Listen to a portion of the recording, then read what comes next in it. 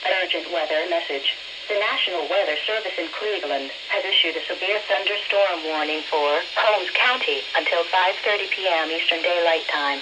At 4:48 p.m. Eastern Daylight Time, the National Weather Service Doppler radar indicated a severe thunderstorm capable of producing quarter-size hail and damaging winds in excess of 60 miles per hour.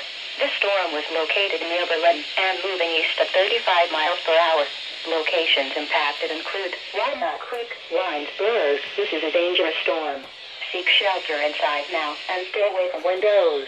Please report hail and strong winds to the National Weather Service by calling toll-free 877-633-6772 when you can do so safely. Repeating, a severe thunderstorm warning has been issued until 5:30 p.m. Eastern Daylight Time for the following county: Holmes County, Ohio.